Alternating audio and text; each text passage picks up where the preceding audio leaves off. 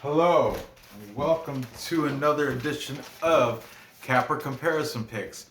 I'm Ranch, and today I will be giving you the Capper Comparison Picks for UFC Vegas 19. These are just sporadic prelim fights. They are all, I do believe all three of these fights are on the prelims. I did 3 fights last night. By the order, though, I'm really not sure because it kept. Originally, I got the fight list off Google. Then I went to I got it from Tapology, and they have fights in different orders. So I just started. Plus, I had to base it on which handicappers gave their predictions. I'm sorry, little spacey right now. Ugh. It's been a long day. Anyway, if you're new to my show, what I do is I take my favorite sports handicappers and I take their free picks from YouTube and I put them underneath which side they take. And then after I run through the cappers picks, I give my own little pick and I usually explain why.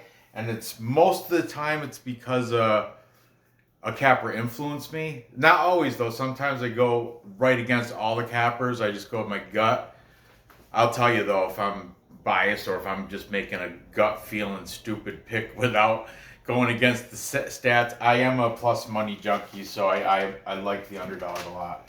Anyway, without further ado, let's just get into this.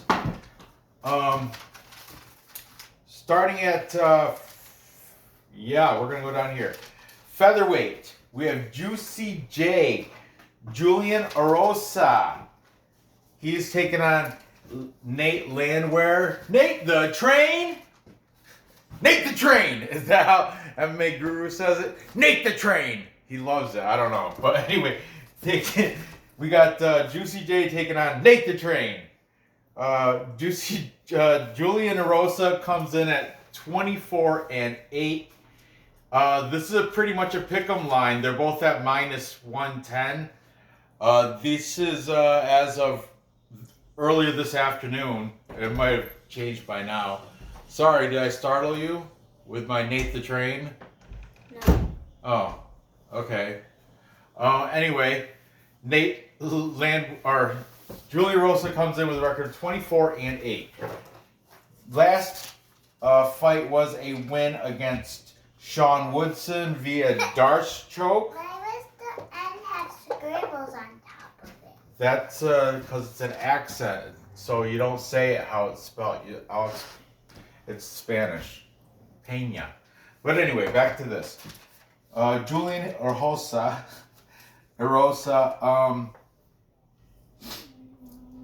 like I said, he's coming off a win against Sean Woodson via Darce choke. Nate Landwehr, record of 14-3. He's coming off a win against Darren Elkins. It was a bloody fight right to a unanimous decision. Victory for Nate the Train. Nate the Train is a former M1 champ. He is fighting out of Clarksville, Tennessee, SSF Submission Academy. Julian Erosa fighting out of Yakima MMA in Yakima, Washington. Okay, let's see what these handicappers have to say about this one. Taking Juicy J Erosa. We've got both Matt and Craig from Fight Night Picks. Both the Allen brothers are in agreement. They're to both taking Julian Erosa. But then we got another duo, which is, they're awesome. From odds.com, on Clint's diehard podcast through odds.com, his special guest was James Lynch. Yeah, I know. I just used James Lynch last night because he had his own prediction show, but he was also a guest on odds, so I'm using him again for these fights. Awesome. I like James Lynch. You want a little note about James Lynch? For this fight card, interviewed 18 of the fighters fighting on this fight card. Now that's impressive. Anyway, both Clint and James Lynch are taking Nate Landwehr. Clint and Jay Lynch. Clinton Lynch. What?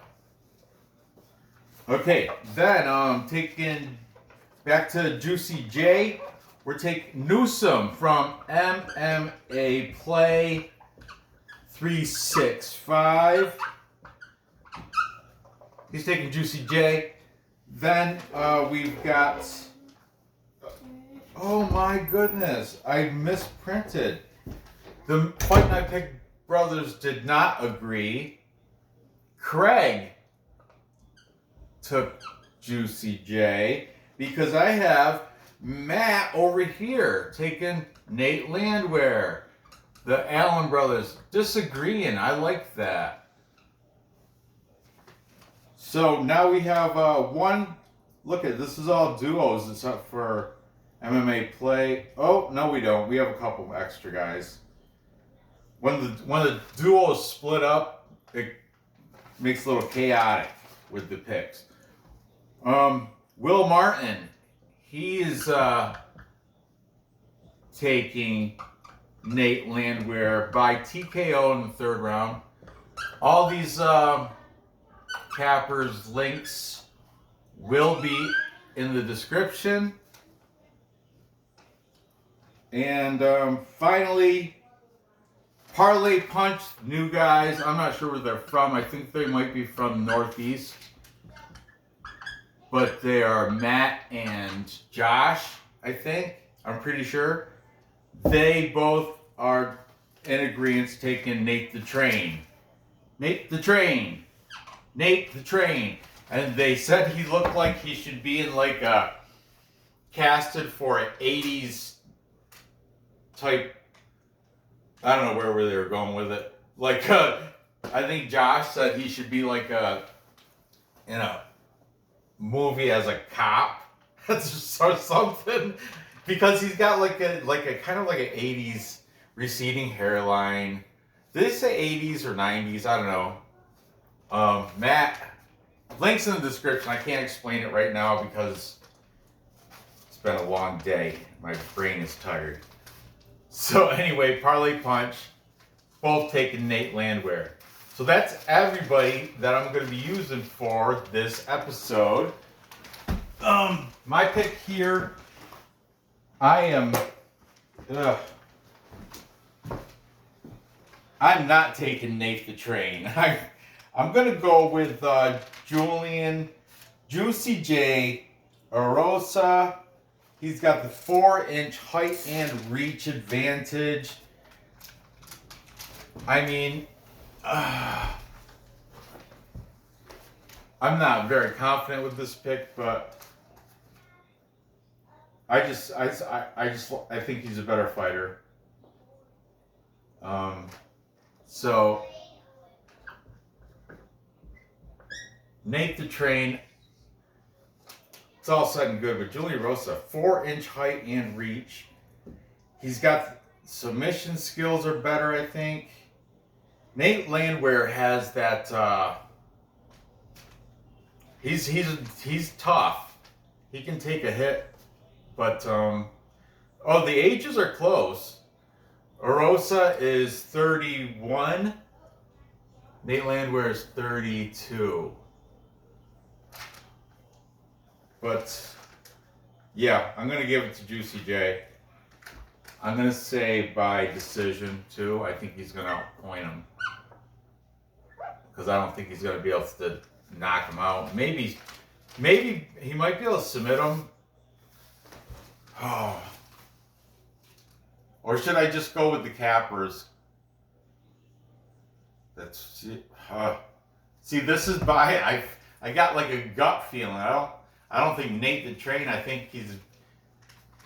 But look at Will Martin, both the parlay. This is really 1, 2, 3, 4, 5, 6 cappers against 2. I gotta, this is where my show comes in. I guess, and plus they're even odds, so I can't even say I'm taking the plus money. If I do get plus money on Juicy J, I'm taking them. But for the sake of the show and for the sake of this parlay here that I have to make because that's my thing, I have to do it. I guess I'll go with the capper majority here. Take Nate the Train, even though I don't like his height and reach disadvantage. I don't like it. Don't like it at all. But I'll take him by decision, I suppose. But look at TKO. Will Martin is saying TKO. Not feeling good about that one, to be honest with you. Not feeling good about it. But moving on, I'm not going to dwell on it. I'm going with the cappers. I have mad respect for Clint and the professional James Lynch. Oh man. I gotta just check something. Alright. Anyway, moving on. Sorry. Next at lightweight, we have the battle between Drakkar Klose and Luis Violent Bob Ross Peña. That's what the little accent is because it makes it, if without the accent it'd be Peña. But the accent makes it Peña. Anyway, Drakkar Klose is coming in with a record of 11-2-1. And he is the favorite at minus 180. Taking on Luis Peña's coming in short notice. He's taking the place of Jai Herbert. But he comes in with a record of 8-3. The underdog at plus 155. Okay. The over-under set 2.5 rounds. You think it's going to go over like everybody else does. It's minus 245. The books, if you think it's going to end before 2.5 rounds, almost doubling your money at plus 195. That's something to keep in mind. This one, the odds are even, so not make. But here, if you think one of these guys can end it before 2.5, you can almost double your money. So, here we go.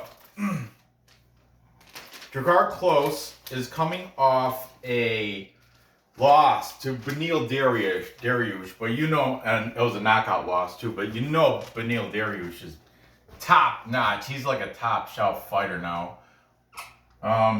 Luis Peña is coming off a loss against Kama Worthy, who just got knocked out by Atman Azatar or something. So there's a lot of recency bias, shading, whatever. There's recency bias against Luis Peña because he took that loss against Kama Worthy, though, that he got submitted, happened to be the third round. I just learned this from Clint. He's the one that said this. So yeah, he said he was like he was winning against Kama Worthy until that mess up in the third round where he got submitted. Then Kama Worthy did get knocked out. So the public are fading Peña because of that fight.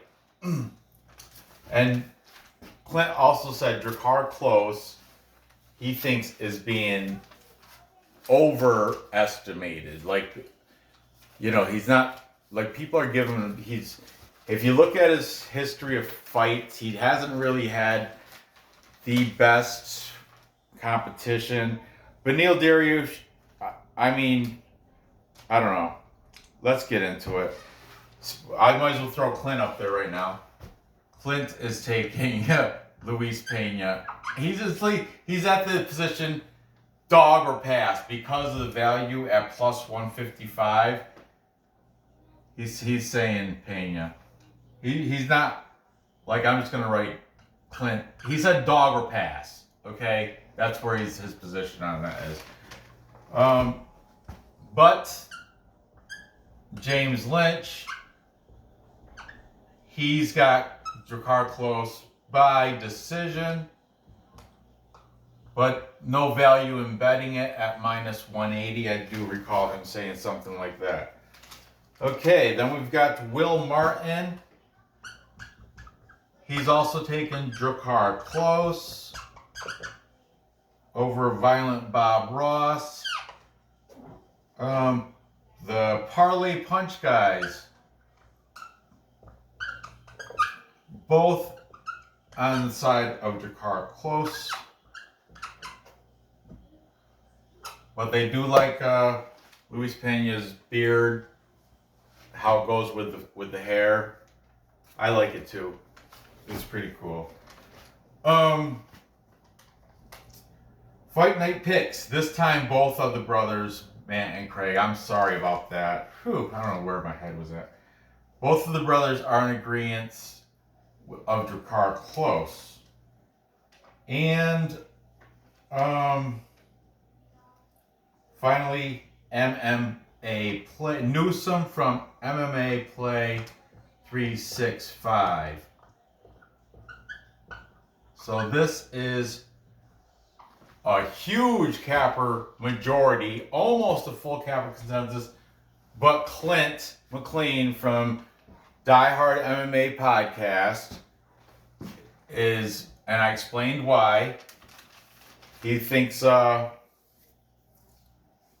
the value, it's a dog or pass here because Peña is being faded for the wrong reasons. He does have, did I mention he's got a 6-inch height and reach advantage. He can, and he, like Clint was saying, he can grapple too. If he gets you down there, if he gets you in like a body triangle or something with those long limbs, the long legs and stuff, you're not getting out of it. So he's going to win that round by control time. Things like that you got to keep in mind. He's a former American Kickboxing Academy. Now he's at American Top Team. And I did watch, he's not on here, but I watched the MMA Fortune Teller. He said in South Florida you can go and see Violent Bob Ross running, jogging, because he lives, right down the road from. He's got to love this card. This card's filled with ATT people, American Top Team, all filtered through the whole card. Did I say, Drakkar Klose? This is another big question mark about this guy. He was training at Fight Ready, but he got in a disagreement with Eddie Cha. That's the striking boxing coach. I think he's known for coaching Korean Zombie. Korean Zombie. He's a fighter. But I guess, he had a falling out with him, so he went to MMA Lab, then left them, and now he's fighting in Arizona with TWBJJ in MMA with former UFC fighter Mike Johnson. But Mike Johnson was cut from the UFC though. But Fight Night Picks on their show, Matt and Craig had him listed as his affiliation is Soul Fighters. Now I don't know if that's the same thing as the Mike Johnson thing. I don't know. But anyway, that Clint said he reckons Drakkar Klose to be kind of like lost. He doesn't really have a home gym. He's just floating around. He's bouncing around. He hasn't found his, I don't know. But Violent Bob Ross has been doing fair. He's been at American Top Team steadily now for he left American Kickboxing Academy like a year or something ago. I don't know the exact details. But anyway, because of that, Clint changed my mind. And I like the plus 155. The values in Violent Bob Ross. I'm taking him as my underdog pick here. this marker's running out. And I think she's going to get it done with that big reach. And I think he's going to get it done by decision. Don't get me wrong, Drakkar Klose, 11-2-1. And you know that's it's Courtney Casey's boyfriend or husband or something. They're definitely together. They're an item. So anyway, there you have it. Finally, moving on. Now I've seen we got Andrei Arlovski taking on Tom Aspinall. I've seen this listed as on the main card, but I've also seen it listed as the main event of the prelims. Like you know how the prelims build up to the top prelim and then you go to the main card.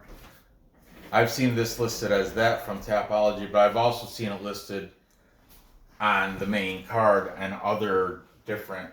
So who knows? But anyway, we're doing it right now. We've got the veteran in Andrei Arlovski, the pit bull, the Belarusian, with a record of 30-19. He is a 2-1 underdog, paying 2-1 plus 200, and he's taking on, excuse me, my mouth is dry, Tom Aspinall. Tom Aspinall, 9-2, coming in as a favorite at minus 260. Ugh, that's disgusting. What is The odds on Tom Aspinall. Andrei Arlovski, though, coming in, he's 42 years old. Aspinall is 27. Now that is something you might want to take note of. But he's coming off some, what is it? He's won like, what? How do you turn this up? You gotta plug in the speaker, Nora. Not right now, Nora. I'm doing a video. Can't have background music if there'd be copyright infringement or something. But there's headphones. Oh, plug the headphones in. They are plugged in. Well, I can't help you right now. You have to wait. Okay, where was I? Sorry about that. Arlovski is fighting out of American Top Team. There you go, fortune teller, another one. His last fight was a unanimous decision victory over Tanner Bozer. Tom Aspinall fighting out of Team Kauban in Liverpool. He trains with the likes of Darren Till, and get this, he trains striking and boxing with Tyson Fury. Yeah, can't get a much better boxing trainer or, training partner than Tyson Fury. Tom Aspinall has never been to decision. What? I turned it up. Okay, good. He's never been to decision. He's got 8 knockout victories and 1 submission victory. His last fight was a win against Alan Badeau by knockout. Okay, the over-under here is 1.5 rounds. The over is minus 170. Under is plus 140. Okay, so here we go. I'm going to start with Tom Aspinall. We've got both the guys from odds. We got Lynch. James Lynch interviewed Tom Aspinall out of these guys, but he's not biased though. He isn't. So we've got Clint and James Lynch both taking. I don't know why I wrote that down. Tom Aspinall. Then we've got MMA Play 365, Newsome.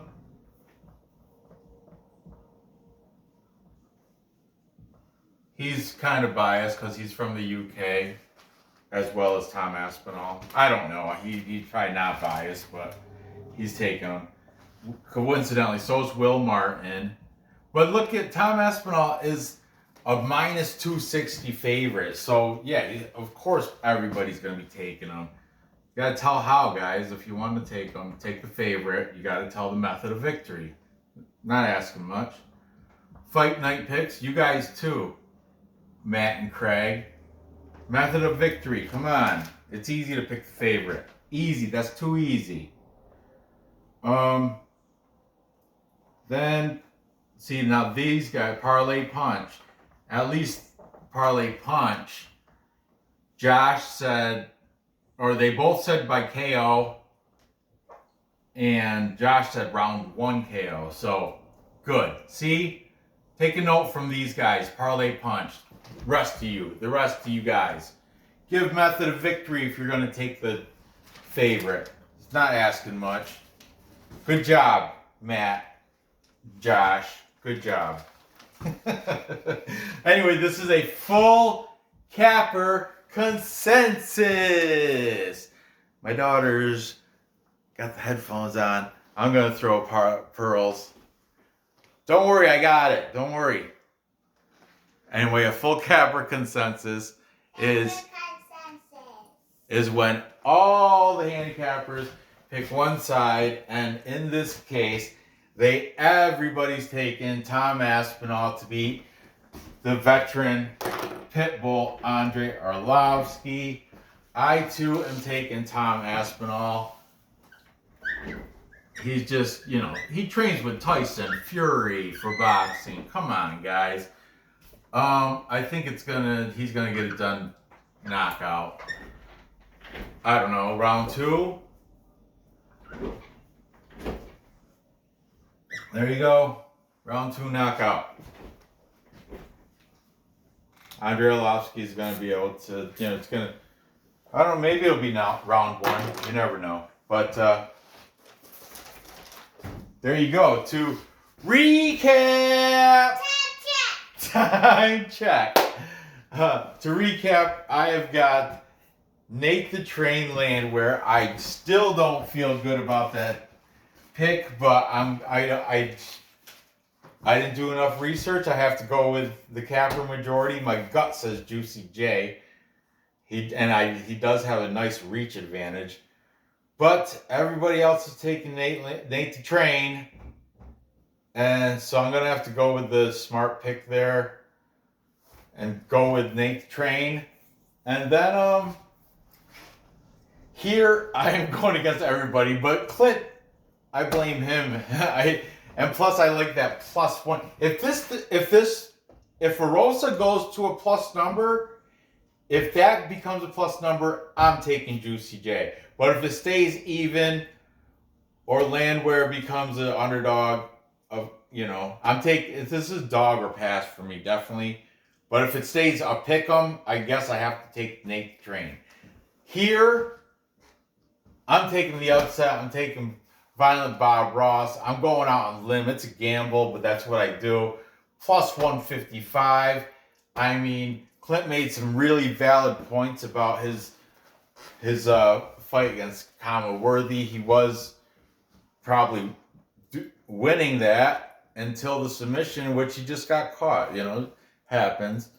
So, and if Kama Worthy did not get knocked out by Atman Azatar, then this line would be a lot closer. And this opened up at something a little bit closer. The public pushed this to 180 because they're fading Violent Bob Ross because of that whole Kama Worthy thing. So anyway, the value there, Violent Bob Ross. And finally, I'm going with the capper consensus. I don't like taking double-digit loss fighters, first of all. And the legends, they're just, it's 42. You just gotta come, Thomas, just, I don't know. It hurts me, but because I'm old too, but it's just facts of life, brother. It's facts of life. pit bull. You can't go against these young guys and expect to beat them. I don't see it happening. So there you have it. Gather the info, place those bets, and cash those tickets. I appreciate you dealing with me tonight. I already said it. Oh, you want to say it? Gather the info. Place the bets, cash tickets. I really appreciate you dealing with me tonight. Be sure to give me that thumbs up. Feel free to leave comments on all this. I'm still not very confident with this. You can try to. Oh, speaking of that, in the comments, I think I am taking Chaz Skelly now instead of Jamal Emmers. Yesterday, I took Jamal Emmers. I don't know. I'm still on the fence about that, but like I am a man of my word. After I make the video, I go over to the computer, I go on Bet Online, and I put in the parlay of this pick. That's why right now there's my last chance, but I'm going to go with you guys with the capper majority here. This parlay I'm putting in Bet Online right now. Okay, so good luck on your bets too. I'll see you next episode. Bye. Bye.